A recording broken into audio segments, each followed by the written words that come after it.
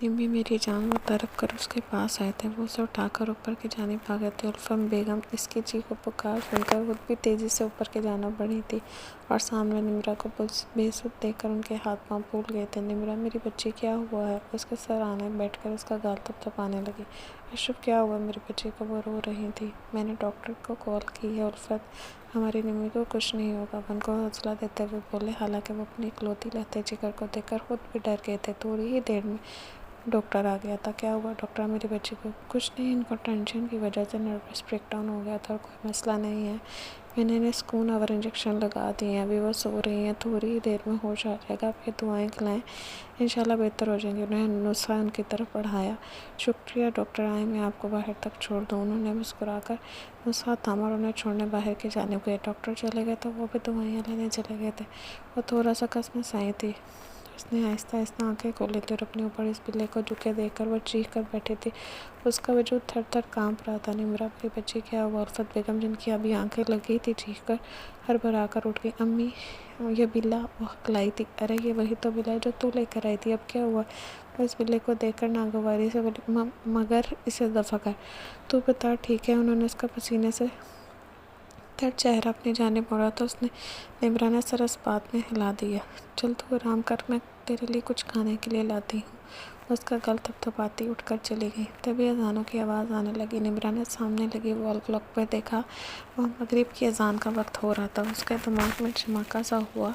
वो हमेशा मगरिब के वक्त ही दिखाई देता था। अगर ये बिल्ला कोई और हुआ तो वह सब कुछ बदलेगा ज़रूर, वो सोचती हुई बोली और अपने ऊपर से कंबल हटाकर उठ खड़ी हुई। पाँव में चप्पल ओढ़कर वो गैलरी के दरवाज़ा धकेलती गैलरी में आ गई। वो वापस सामने देखने लगी। कुत्ता आज भी भौंक रहा था और आज उसे उस कुत्ते के भौंकने का मफ़हूम समझ आया था। अचानक उसका जिस्म में ठंड तारी होने लगी थी। उसे अपने करीब फिर किसी का एहसास हुआ तो वो मज़ीद देर किए पलटी थी। सामने वो बिल्ला बैठा था। आज उसका वही रूप था जो उस दिन था। सुर्ख होती आंखें, होंठ से लथपथ मोड़, गीले नाखून पर भी होंठ था जिसमें अजीब सी महक आ रही थी। शायद वो किसी इंसान का होंठ था। तभी निम्रा की नज़र सामने शीशे पर पड़ी। उसके मुंह पर, उसके चेहरे पर कुछ निशान थे। वो हक्की बक्की रह गई। उसकी चीज़ ये हूँ निम्रा का ही था। कौन हो तुम और क्या चाहते हो? वो मुश्किल बोली। बिल्ले ने कोई जवाब ना दिया। मैं जानती हूँ तुम बिल्ले नहीं हो, बच्ची ही थी। तभी वो बिल्ला गर्दन झुकाया और एकदम वहाँ धुंध सी होने लगी। निम्रा ने चेहरे के सामने दोनों हाथ रख लिया। आहिस्ता आहिस्ता वो धुंध हटती गई और जब उसने सामने देखा तो उसके अवसान हता हो गए। वो चीखना चाहती थी मगर उसकी चीख जैसे हलक में अटक कर ही रह गई थी। वो बहुत ही खतरनाक हद तक खौफनाक शख्स था और शायद वो उसी कब्रिस्तान का था। मैं भी तुम्हारी तरह बहुत खूबसूरत था मगर तुम जैसी खूबसूरत लड़की ने मुझे धोखा दिया था। वो उसने करीब आया जब निम्रा उससे 2 कदम पीछे हटी थी, रेलिंग से जा चिपकी थी। तो फिर ये कि अब तुम मुझे पसंद आ गई और अब मैं तुम्हें नहीं छोड़ सकता और अगर किसी ने तुम पर नज़र डाली तो मैं उसे भी ख़त्म कर दूँगा। वह सरगोशियाना अंदाज में बोला और उसका गाल थपथपाया। तो प्लीज़ मुझे छोड़ दो, मैंने तुम्हारा क्या बिगाड़ा है? वो मिन्नत करते हुए बोली। अरे ऐसे कैसे? मुझे तुम पसंद आई और मुझे जो पसंद आता है मैं उसका पीछा नहीं छोड़ता। उसकी आवाज़ भी उसकी तरह खतरनाक थी। निम्रा को अपने हाथ पांव ठंडे पड़ते महसूस हुए। उसने ज़ोर से आंखें मींच ली और अगले ही पल वो जिस इसके अंदर घुस गया था। निम्रा को समझ न आई और जब आया तब तक वो किसी और के कब्जे में थी। अब ये मेरी है। वो निम्रा के जिस्म में मौजूद था और कहका लगाकर हंसा था। वो वापस चलकर बेड पर आकर लेट गया। उसने अपने बाल पोनी से आज़ाद कर दिए थे और आगे कर लिए थे। उसकी आंखें सफ़ेद हो गई थी मगर किसी की आहट पर वो बिल्कुल नॉर्मल सी हो गई थी। बेटा ये खाना खा लो की ट्रे उसकी जानिब बढ़ाई जिसे उसने दौड़ते हुए फेंक दी। दफ़ा हो जाओ यहाँ से बुढ़िया। वो धाड़ती और उल्फत बेगम तो उसके दंदास पर हैरत के समंदर में गोताजन हो गई थी। ये क्या कह रही हो निम्रा? उन्होंने हैरत से कहा। मैंने कहा दफ़ा हो जाओ नहीं तो मैं उसको नुकसान पहुंचाऊंगा, समझी? वो घुराया था और उल्फत बेगम को उसका लहजा कुछ समझ न आया था। उन्होंने आगे बढ़कर उसे गले लगा लिया। मेरी बच्ची ये क्या हालत बना रखी है? अपनी वनम लहजे में बोली थी। तभी उस जीन ने उन्हें धक्का दिया था और धक्का इस जोर का था कि वह बेड से नीचे गिर गई थी।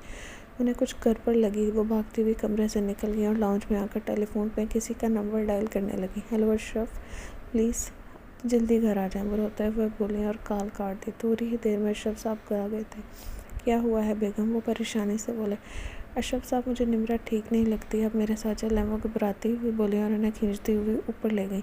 ये देख लें, उन्होंने सामने देखा तो सब कुछ ठीक था। निम्रा सुकून से सो रही थी। उल्फत बेगम की आंखें फैल गईं। यहाँ तो कुछ नहीं है बेगम, वो हैरत से बोले।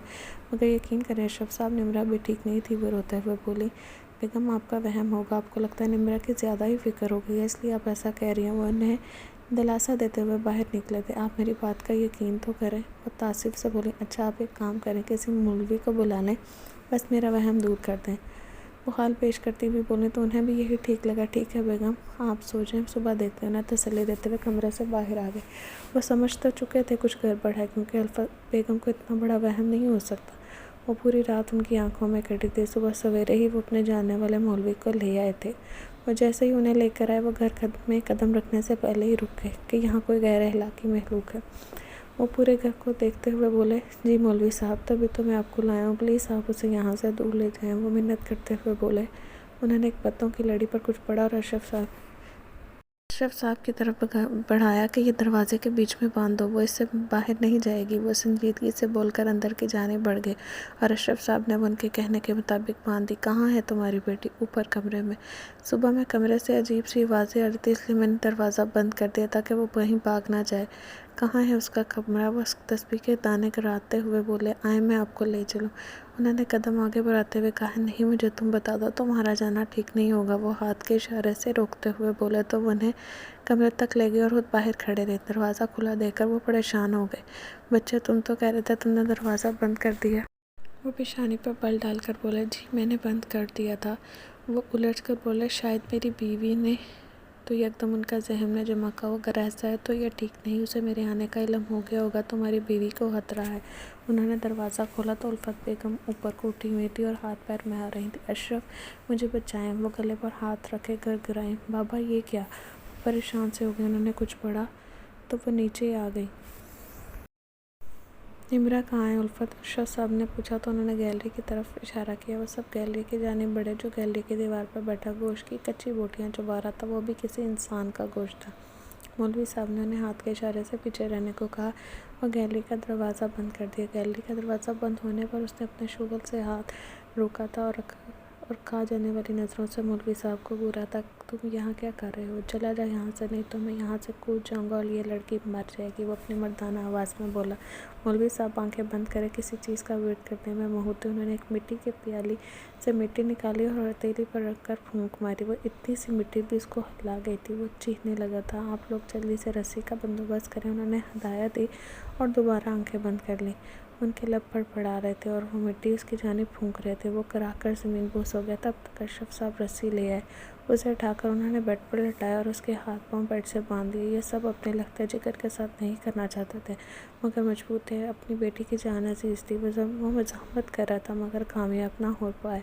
छोड़ो मुझे, छोड़, नहीं तो कोई ज़िंदा नहीं बचेगा, कोई नहीं। वो अपनी पूरी जान लगा रहा था मगर मौलवी ने एक घेरा बना दिया था बेड के गिर्द। अगर वह रस्सी खोल भी लेता तो वह जगह से बाहर ना जा सकता था। अचानक उसके खतरनाक आसार नरम पड़ गए और निम्रा के रोने की आवाज़ उभरने लगी। अम्मी मुझे खोले, अम्मी मुझे डर लग रहा है। वो तड़प कर बोली, मेरी बच्ची। वो भी एक माँ थी। अपनी बेटी की तरफ की आवाज़ सुनकर वो आगे बढ़ी थी और खोलने ही लगी थी। रुको बेटी, ये गलती मत करना, वो तुम्हें भटका रहा है। वो इसे रोकते हुए बोलने तो उसने गुस्से से हंकाड़ा बढ़ा और उल्फत बेगम को अपनी गलती का एहसास हुआ और वो 2 कदम पीछे हटी और रुख फेर कर खड़ी हो गई, क्योंकि उस लड़की के पीछे पड़ा है। छोड़ दे, वो तुझे क्या दे देगी? छोड़ दे इसे। वो उसे समझाने लगे, मुझे ये अच्छी लगती है, तुम लोग जो भी कर लो, मैं इसे नहीं छोड़ूंगा। एक लड़की ने मुझे धोखा दिया था, मैं इससे अपना बदला पूरा करूंगा। वो बैठा था और दहाड़ते हुए बोला था, मगर फिर दोबारा लेट गया। तो जिसने तुम बच्ची को छोड़ना ही होगा। मौलवी साहब के लब फड़फड़ा रहे थे और वो दर्द से तड़प रहा था और चंद पल बाद उसका जिस्म झटके खाकर ढीला पड़ चुका था। और फिर मौलवी साहब ने आंखें खोल ली थी। इसके गले में ये तवीज़ बांधो। उन्होंने तवीज़ अशरफ साहब के हाथ में पकड़ाया। वो जैसे ही उसकी जानिब तवीज़ पहनाने के लिए बढ़े, उसने पट से आंखें खोली और गर्दन इधर से उधर करने लगा। नहीं नहीं नहीं, वो चीख रहा था और नहीं नहीं की गर्दन लाप रहा था। उसका जारहाना अंदाज देखकर अशरफ साहब रुके थे और मौलवी साहब को देखा था। इसकी मत सुनो और इसे ये तवीज़ पहना दो, बाकी मैं देख लूँगा।